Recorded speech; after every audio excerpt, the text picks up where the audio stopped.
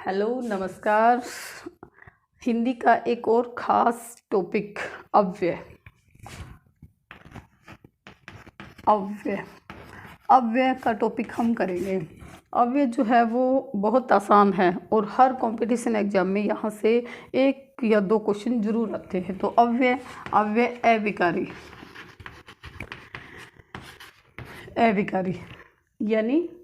अविकारी यानी बिना विकार के। अव्यय की परिभाषा क्या होगी?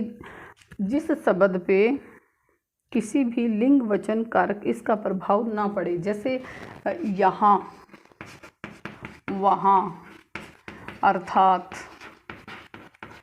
जैसे इसलिए, ये शब्द क्या है? अविकारी है। ये चाहे वाक्य का शब्द जो है वो हमेशा ऐसे ही आते हैं, इनमें कोई भी बदलाव नहीं आता, तो ये अविकारी अव्यय है।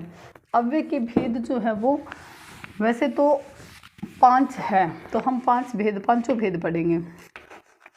नंबर 1 है क्रिया विशेषण।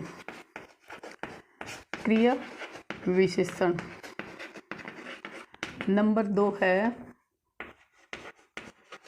समुच्चय बोधक।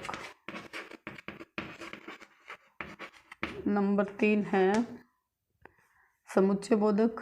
नंबर 3 है विषम्यादि बोधक। नंबर 4 है संबंध बोधक अव्यय। और नंबर 5 पढ़ेंगे निपात। ये है 5 अवयव। अब इनको हम बहुत डिटेल से पढ़ेंगे ताकि हमारा कोई भी क्वेश्चन जो है वो छूटे ना। तो क्रिया विशेषण जो है वो इसके 4 भेद है। समुच्चय बोधक के 2 भेद है। विषम्यादि बोधक के अनेक भेद है, लेकिन 8 भेद पढ़ेंगे। 8 से ज़्यादा भी कई बार मिल जाते हैं। संबंध और निपात के वैसे तो 6 भेद माने गए हैं। संबंध बोधक का कोई भेद नहीं माने गए हैं, वो ये हमें वैसे ही याद करने हैं। तो क्रिया विशेषण के 4 भेद कौन कौन से हैं? नंबर 1 है रीतिवाचक क्रिया विशेषण, क्योंकि रीतिवाचक क्रिया विशेषण यानी ये क्रिया विशेषण के भेद है, तो ये रीतिवाचक इसका एक है। दूसरा है कालवाचक क्रिया विशेषण। तीसरा है स्थानवाचक क्रिया विशेषण। और चौथा है रीति, काल, स्थान और परिमाणवाचक क्रिया विशेषण। ये है 4 क्रिया विशेषण। अब पहले क्रिया विशेषण की परिभाषा पढ़ते हैं हम। क्रिया विशेषण नाम में ही पढ़ा है क्रिया की विशेषता। कोई भी क्रिया है, जैसे राम पढ़ रहा है, तो पढ़ना क्या है? यहाँ क्रिया है, लेकिन कह दे राम, जैसे सुबह से पढ़ रहा है, तो सुबह क्या टाइम दे दिया, तो उस क्रिया की विशेषता बताना ही क्रिया विशेषण होता है। जैसे हमने विशेषण पढ़ा था, किसी संज्ञा सर्वनाम की विशेषता प्रकट करने वाले शब्द जो है वो विशेषण होते हैं। वैसे क्रिया विशेषण हो गया क्रिया की विशेषता बताने वाले शब्द। तो इसमें पहला है रीतिवाचक क्रिया विशेषण। रीतिवाचक यानी किसी भी कार्य को करने की रीति यानी विधि, यानी जैसे वह धीरे धीरे चल रहा है, चल रहा, तो क्रिया क्या है? चलना। और चल कैसे रहा है? धीरे धीरे। कार्य की रीति बता दी, किस हिसाब से चला। जैसे वह जोर जोर से बोल रहा है, जोर जोर से हंस रहा है या बोल रहा है, तो हंसने की, बोलने की रीति क्या है? जोर जोर से। तो ये है रीतिवाचक क्रिया विशेषण। अब है कालवाचक में जो कोई भी क्रिया हो रही है वो किस टाइम तक हो रही है। जैसे वह सुबह से पढ़ रहा है, तो ये सुबह क्या है? एक स्थान है, काल है, समय है। जैसे वह कल स्कूल नहीं आएगा, तो कल क्या है? कल भी समय है। वह परसों उदयपुर जाएगा। तो ये क्या है, परसों भी क्या है, एक काल का यानी समय का बोध कराता है। तो जिस वाक्य में जो अव्यय है वो हमें समय का बोध करवाए तो वो होता है कालवाचक। अब है स्थानवाचक। जैसे स्थानवाचक में जैसे यहाँ, वहाँ, ऊपर, नीचे, ये क्या है, स्थान का पता चल रहा है इससे, नीचे ये शब्द आ जाए। जैसे तो स्थानवाचक हो गया, जैसे मोहन यहाँ नहीं है, यहाँ नहीं आया। तो अब आया यहाँ क्या है, ये यहाँ एक स्थानवाचक ये क्रिया विशेषण है। इसी प्रकार है परिमाणवाचक। परिमाण यानी जैसे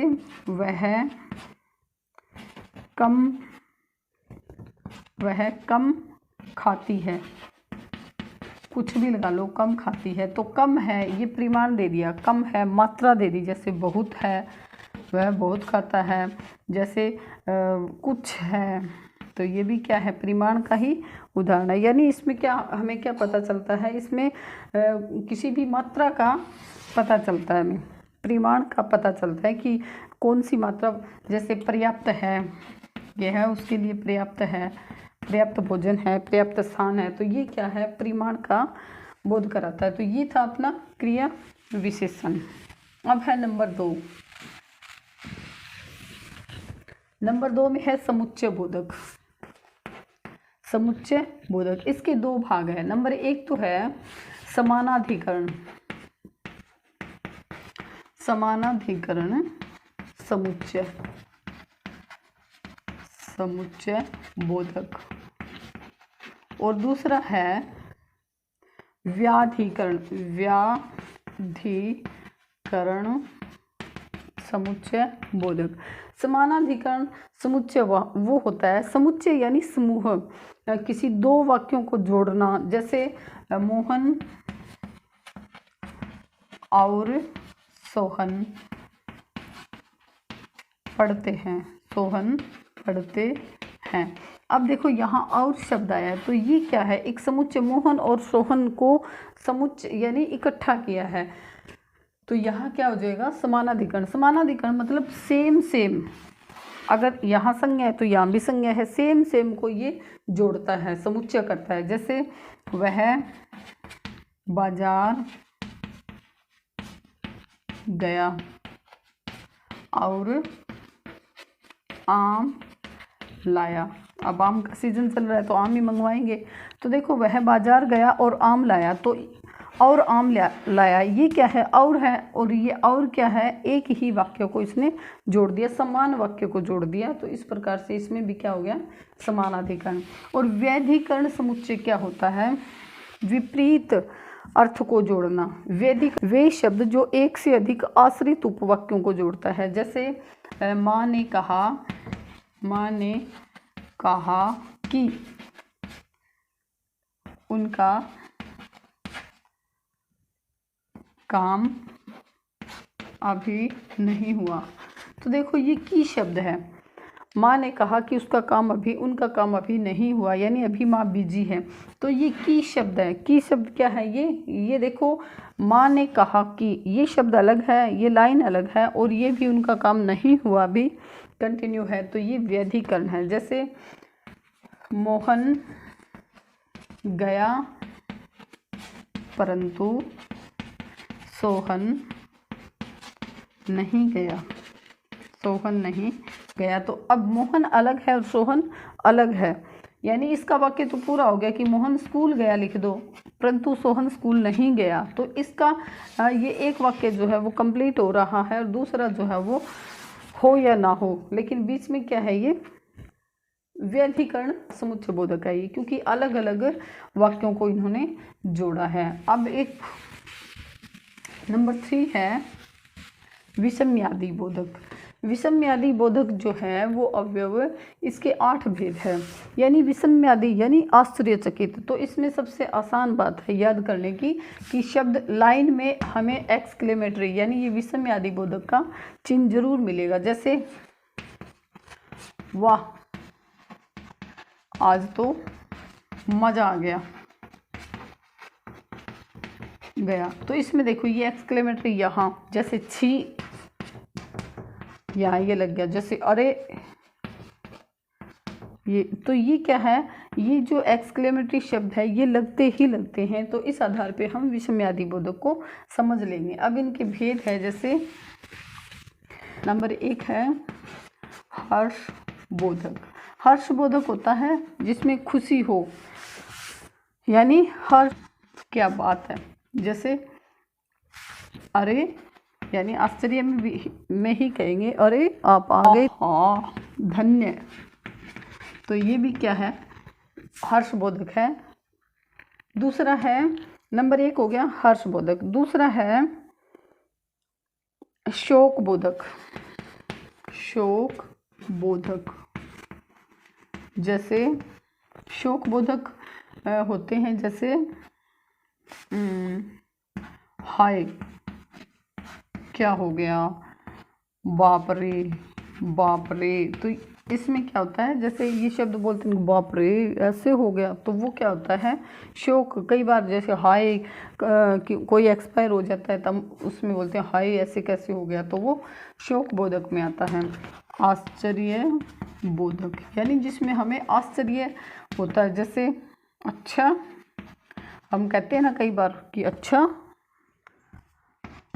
भाई, जैसे कोई बच्चा कहते मेरे 90% नंबर आए और वो लगता नहीं था, फिर हमें आश्चर्य होता है ऐसे कह के, अच्छा तेरे 90%।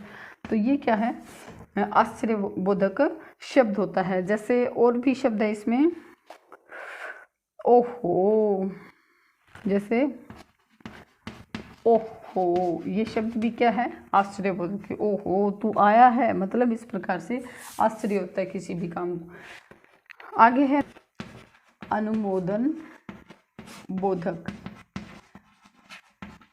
अनुमोदन बोधक जिसमें हम जैसे अच्छा, हाँ हाँ, हाँ हाँ, यानी जैसे कोई भी बुलाता है, कोई भी कुछ कहता है तो हाँ हाँ मैं अभी आता हूँ, तो अच्छा मैं आता हूँ, ऐसे कोई वर्ड बोलते हैं तो वो क्या होते हैं, अनुमोदन बोधक होते हैं। अब है नंबर 5।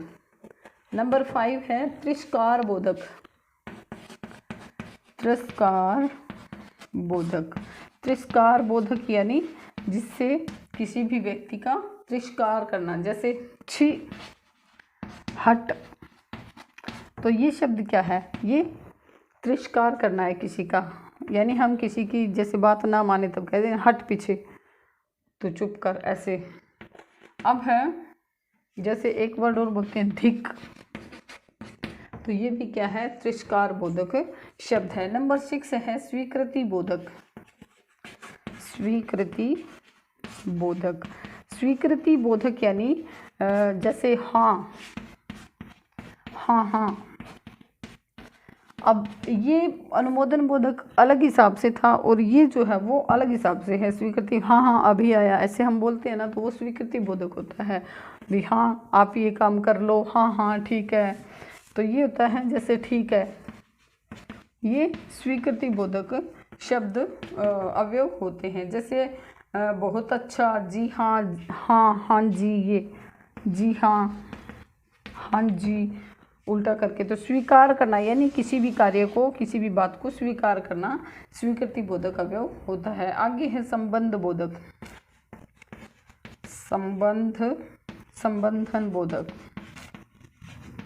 यानी किसी से संबंध बताना, जैसे ओ अजी, जैसे हम किसी को बुलाते हैं ना कि अजी सुनते हो, तो अजी वो शब्द क्या है, संबंध बोधक।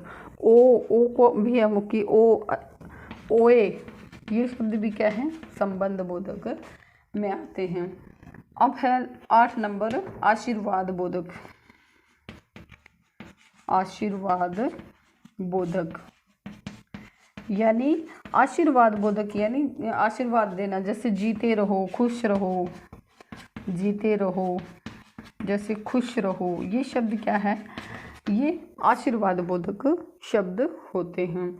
तो ये हो गया अपना 8 भेद विषमयादि बोधक।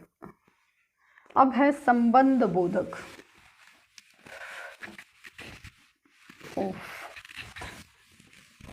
हाँ, नेक्स्ट है अपना संबंध बोधक, ये हमने कर लिया था। संबंध बोधक, संबंध बोधक, संबंध बोधक जो है शब्दों का संज्ञा सर्वनाम के साथ संबंध बताया जाता है। इसमें विभक्ति चिन्ह आते हैं जैसे, और इसमें एक विशेषता और होती है, दो शब्द अव्यय होते हैं एक साथ। जैसे उदाहरण लेते हैं, संबंध यानी संज्ञा सर्वनाम आदि का अन्य शब्दों के साथ संबंध बताना क्या होता है, संबंध बोधक होता है। अब इसमें जैसे एक वाक्य बोल रही हूँ मैं, बालक चांद की ओर देख रहा था। जैसे बालक चांद की ओर देख रहा था, देख रहा था। तो देखो की और ये दो शब्द है ना, ये दोनों अवयव है। इसमें संबंध बोधक में हमेशा दो अवयव शब्द एक साथ आते हैं। इसमें देखो काके की आ जाएगा, सा से सी आ जाएगा। जैसे चांद सा चेहरा, सा से सी रा रे री, यानी ये शब्द इनमें आते हैं। एक शब्द, एक लाइन और लेते हैं। जैसे हमारे मकान के आगे पार्क है, या हमारे स्कूल के सामने, हमारे स्कूल के सामने सिनेमा हॉल है या पार्क है, लगा दो पार्क है। तो देखो के सामने ये दो शब्द आ गया। तो हमेशा क्या होता है, संबंध बोधक में दो अवयव हमेशा आते हैं, और पहला जो है वो काके की, रारेरी, सा से सी, इस प्रकार के शब्द हमेशा साथ होते हैं। तो ये था अपना संबंध बोधक। अब है लास्ट निपात, 5 नंबर है निपात। निपात ये शब्द क्या होते हैं, ये वैसे तो अवयव है, लेकिन ये जब वाक्य में लगते हैं तो किसी मतलब अर्थ को है ना वो चेंज करने की क्षमता ये रखते हैं। जैसे एक पहले मैं वाक्य से समझाती हूँ। जैसे माँ ने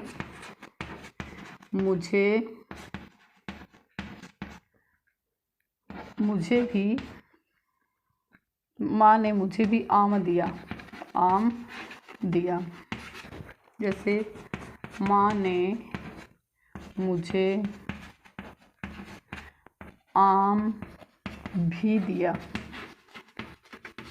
एक वाक्य है, जैसे माँ ने भी मुझे आम दिया, मुझे आम दिया। अब देखो ये वाक्य क्या है, इसमें भी जो है वो सभी वाक्यों में है, लेकिन इस भी की वजह से पूरे वाक्य का अर्थ जो है वो चेंज हो जाता है। जैसे माँ ने मुझे भी आम दिया, यानी मुझे भी दिया, अन्य बच्चों के साथ मुझे भी दिया, औरों के भी दिया। इसका अर्थ तो ये है, माँ ने भी मुझे आम दिया, माँ ने मुझे भी आम दिया, सेम लिख दिया मैंने, माँ ने मुझे आम भी दिया, यानी इसका है कि आम भी दिया, और भी फ्रूट दिए थे और सामान भी दिया था, साथ में मुझे आम भी दिया था। इसका ये वाक्य हो गया, माँ ने भी मुझे आम दिया, यानी माँ के अलावा औरों ने भी मुझे आम दिया और माँ ने भी मुझे आम दिया। तो तीनों में क्या है, निपात की वजह से, इस भी की वजह से पूरे वाक्य का अर्थ चेंज हो रहा है।